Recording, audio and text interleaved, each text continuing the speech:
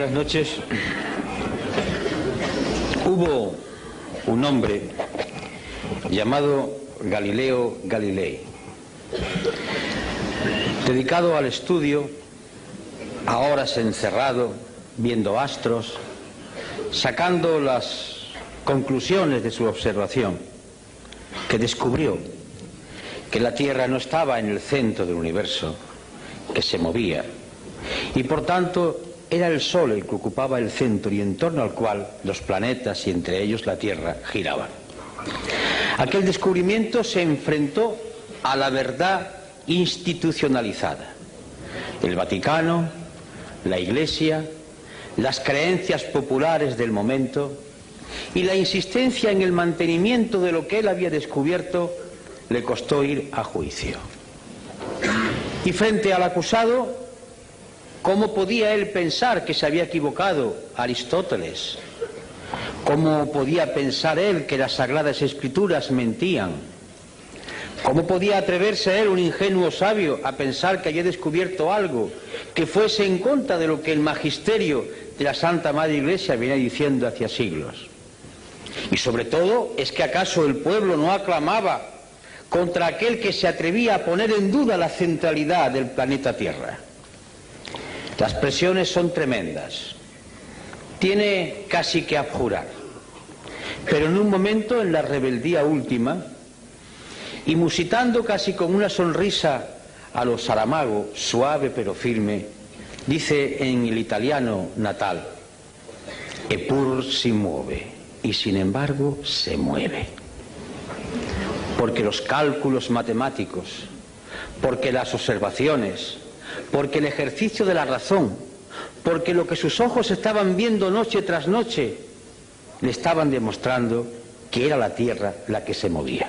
Pues bien, estamos hoy en la España de 1999, en la Europa de 1999 y en el mundo, en un momento en el que en otras ocasiones de la historia las sociedades han tenido que escoger un camino u otro, o seguir en la resignación o plantar cara, la rebeldía que acaba de decir Manolo Cañada. La resignación es un producto que, como cualquier droga, duerme a la gente, duerme su conciencia. La resignación es como la morfina, la cocaína o la heroína. La resignación es producto de muchas causas. Yo voy a enumerar unas cuantas. La resignación es hija de ese discurso totalizador, cual si fuese una nueva religión. No hay más verdad que la competitividad. No hay más santos ni más poderes que los mercados. La economía tiene que crecer constantemente, no importa que se contaminen las aguas, que se contaminen los ríos, los mares o los aires. Competitividad, crecimiento sostenido y los mercados. Eso es lo único que importa. Su poder no puede ser contestado. Y además nos demuestra la existencia de las propias sociedades que esto es lo que produce bienestar. Y no importa que las personas de la calle vean que ese bienestar no le ha llegado al hijo o a la hija, que tiene que ir a la empresa de trabajo temporal que le cobra el 40% de la nómina por colocarlo en una empresa. No importa que la persona que todavía tiene una pensión que no llega al salario mínimo interprofesional y está casi a la mitad, 69.000 y pico de pesetas, la mitad de eso, a veces no llega. No importa el paro de aquel que entró en los 45 años. No importa que la mujer, madre y esposa, pero que además tiene que trabajar, no cobra lo mismo igual que el hombre haciendo la misma tarea, violando artículos enteros de la Carta Fundacional de las Naciones Unidas y la Declaración Universal de Derechos Humanos y texto de la Constitución Española. No importa, porque le están diciendo que no hay más bien que la competitividad, lo bien que vivimos, lo bien que vamos, los datos, las cifras. No importa que la gente vea o quiera ver en su entorno y a su alrededor hechos que están contradiciendo ese mensaje, porque para que no se vea o porque para sea menos hiriente hay sucedáneos. Ahí tenéis la televisión, fútbol, mucho fútbol, más fútbol que en épocas anteriores de la historia de España. Ahí tenéis concursos degradantes que no alimentan la razón, el estudio, el análisis. Ahí tenéis la vida de los personajes populares que se diseccionan y se abren para que atisbemos como si fuéramos aves carroñeras y, olvidando el entorno que tenemos, entremos en lo que ocurre en sus alcobas.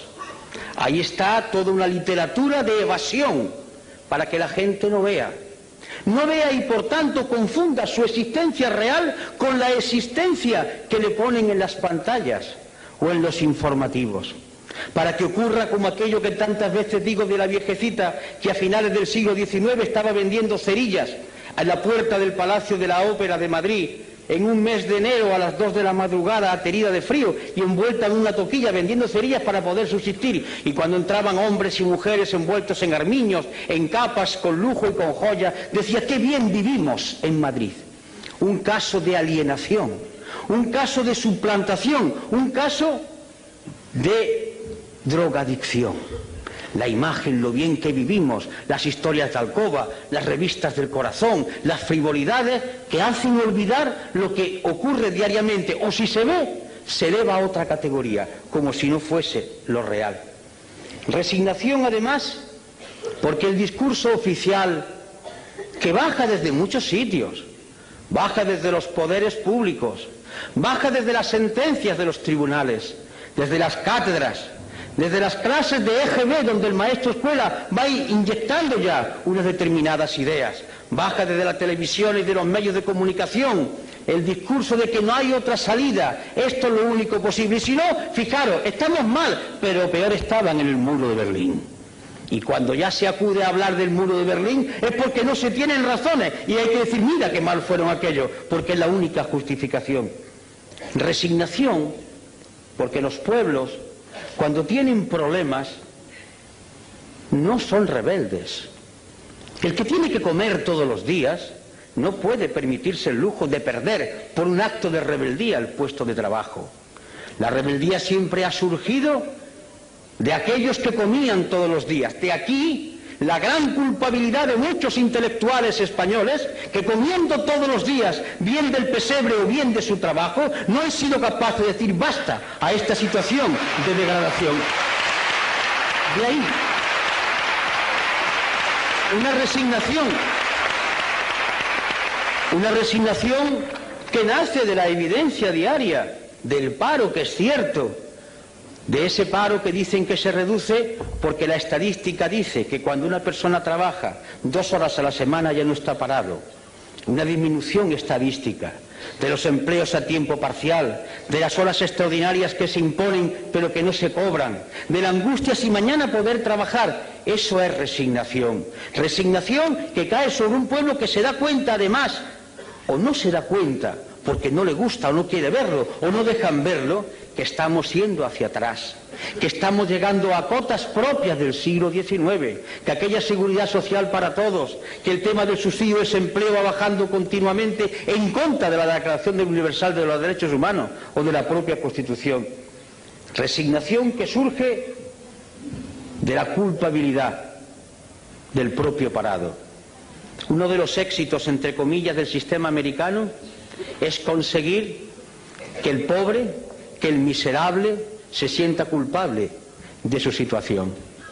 Es la filosofía calvinista, hija del protestantismo. Tú eres culpable de tu situación, no has sido capaz de triunfar. Esa es la filosofía de la sociedad americana.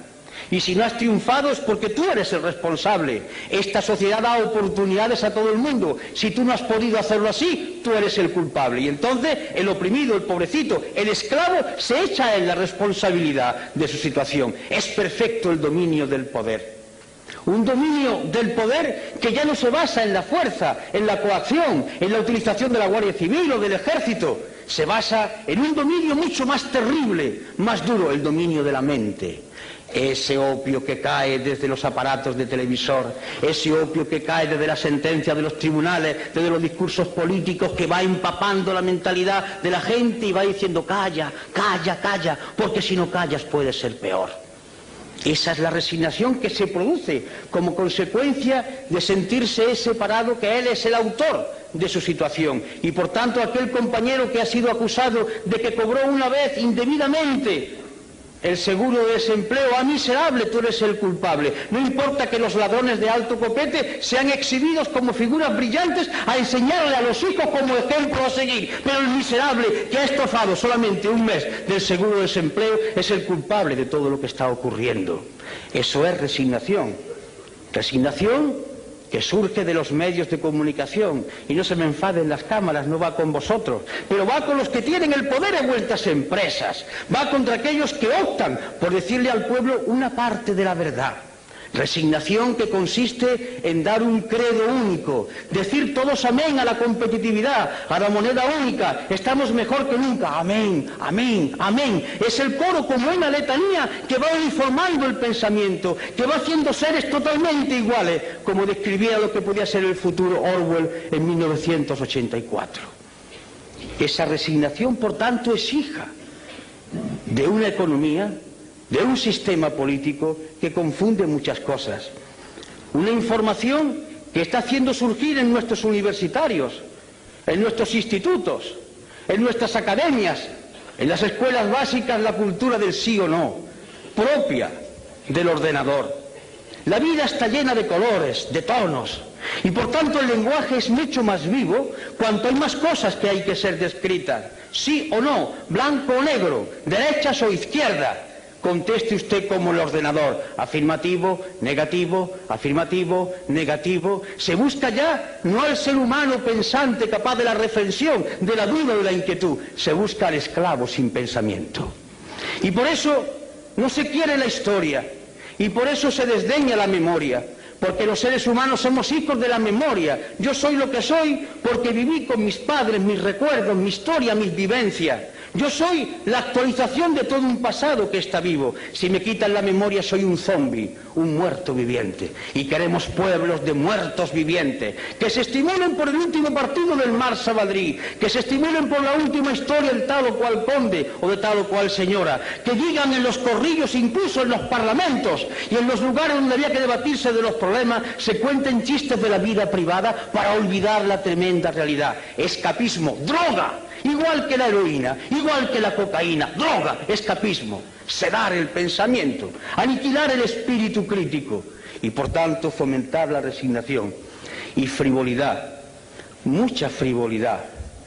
Y por tanto la política entendida como compraventa de votos. No importa, ¿qué es lo que quiere el pueblo? Al pueblo al cual convenientemente se le va a decir lo que quiere a través de determinados medios. Más fútbol, pues más fútbol. Pero es que yo pienso que no, es que tú tienes que decir lo que le gusta al pueblo, al cual yo, mediante medios de comunicación finísimos, le voy diciendo qué es lo que le conviene. Pero yo represento un proyecto, yo quiero explicar un proyecto, yo quiero dirigir a mi pueblo del cual formo parte para decirle el punto de vista de nuestra organización. No, no, no, lo que conviene es que ganes votos. Eso no está bien dicho. Tienes que ser respetable, tienes que hablar y decirlo políticamente correcto, el buen tono, como el chico de la burguesía del siglo XIX. Niño, eso no se hace, eso no se dice, tú lo haces por bajo cuerda, porque todo debe permanecer como si aquí no ocurriera nada. Es decir, la cultura de la hipocresía, crear una sociedad hipócrita, que miente a sabiendas, que sabe que está diciendo algo que nadie cree, pero lo importante no es decirlo, lo importante es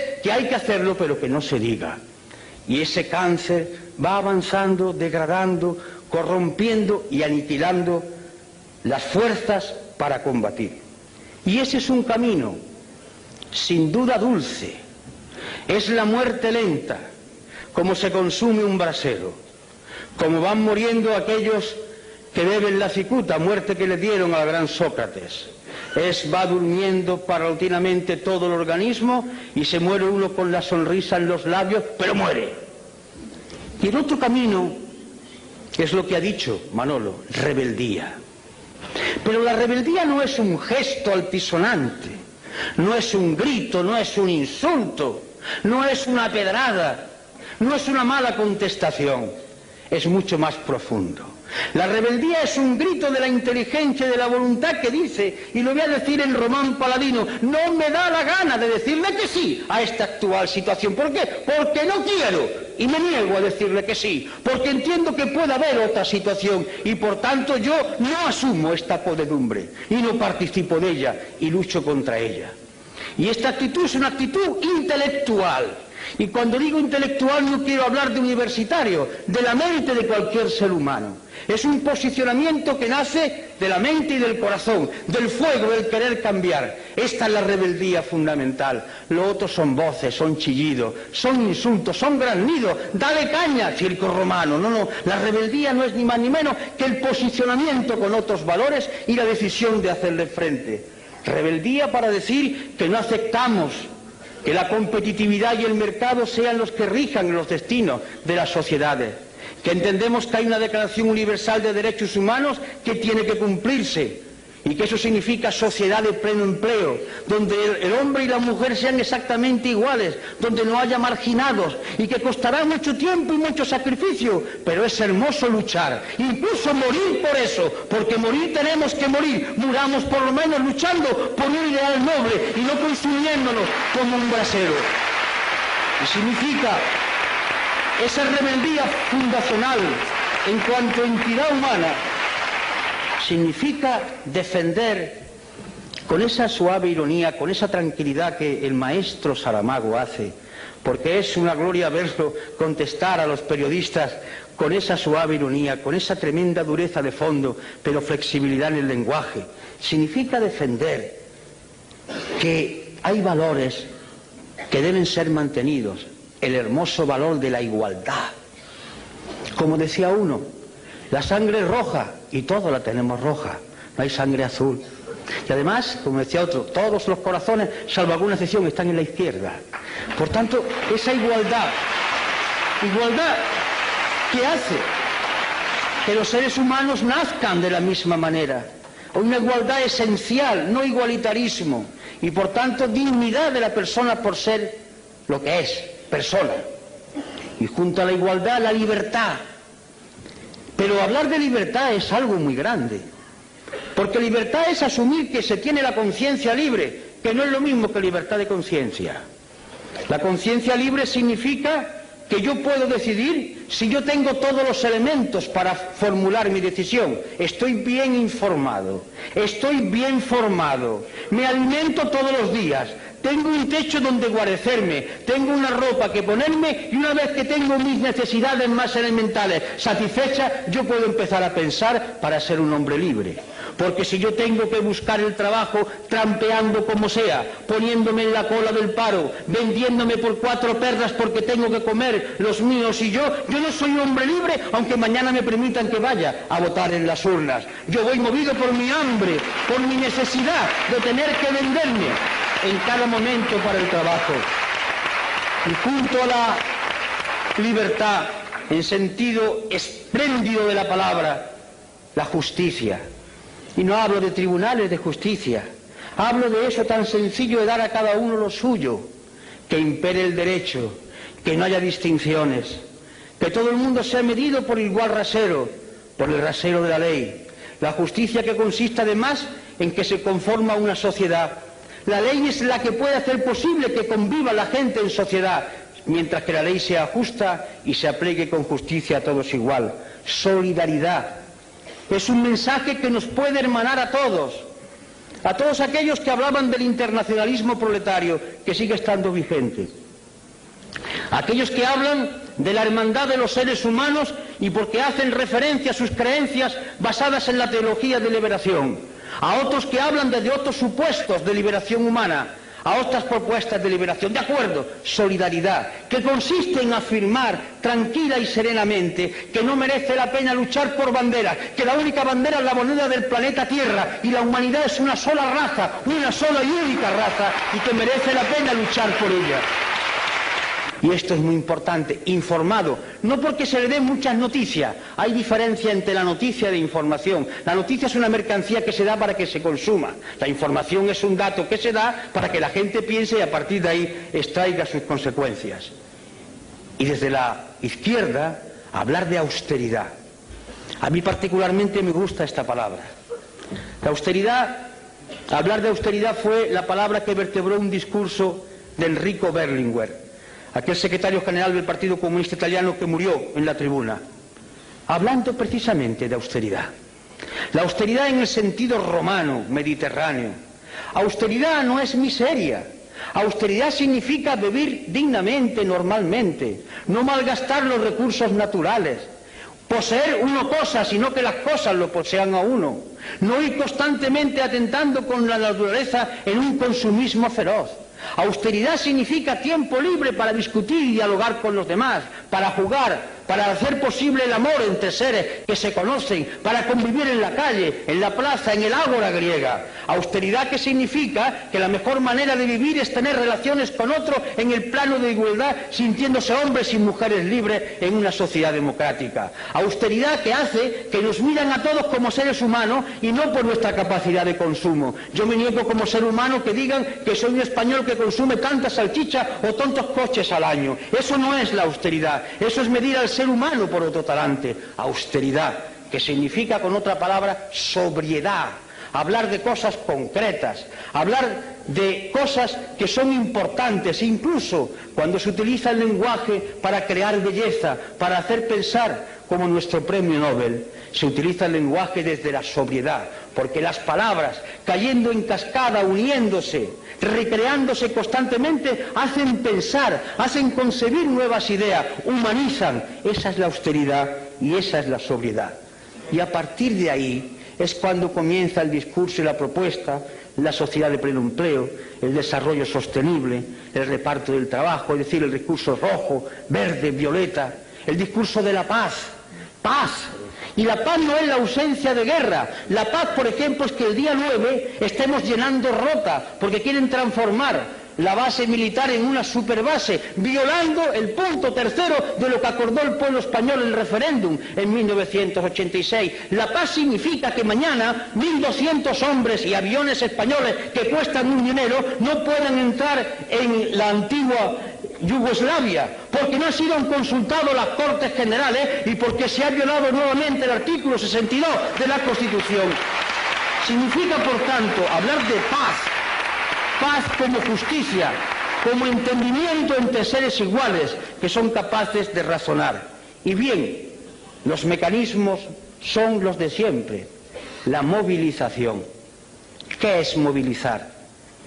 Desde la izquierda, siempre movilizar no ha sido solo llenar las calles de gente, que también.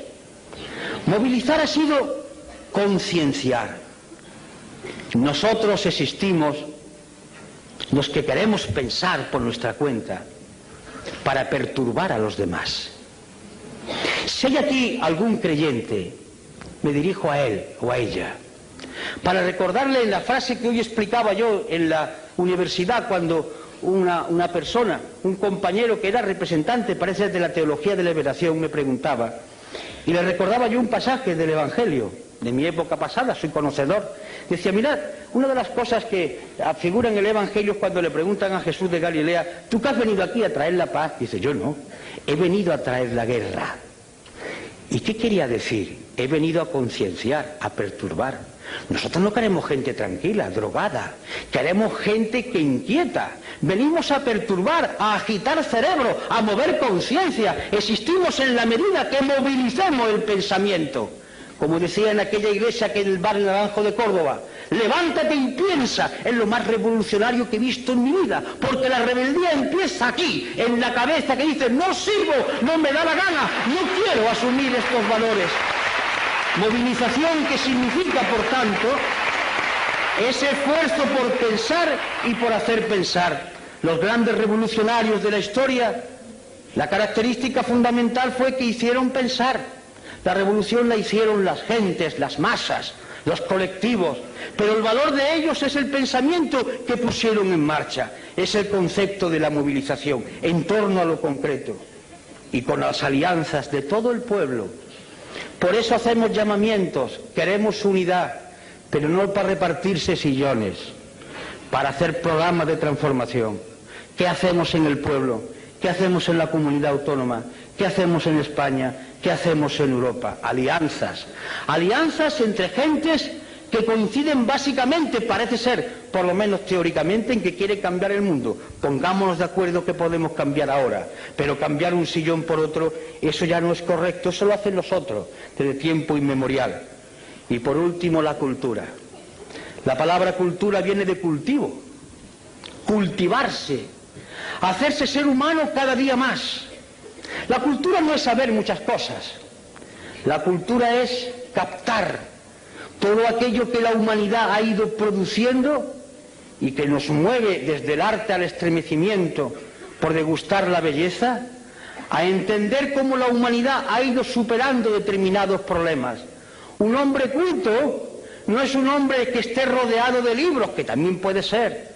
Un hombre culto es un hombre que mira al mundo con mirada independiente y libre. Un hombre culto puede ser un campesino de nuestras tierras.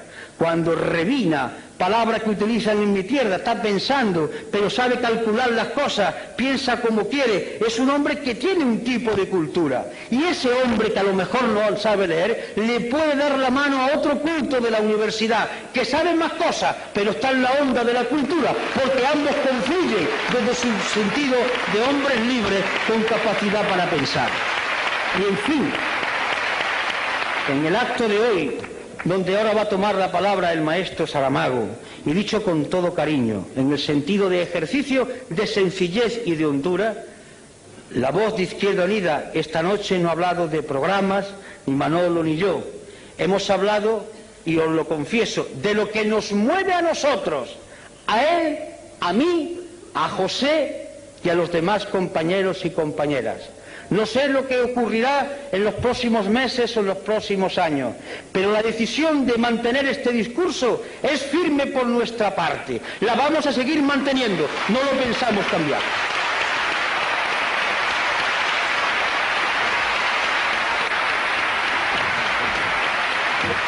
Gracias.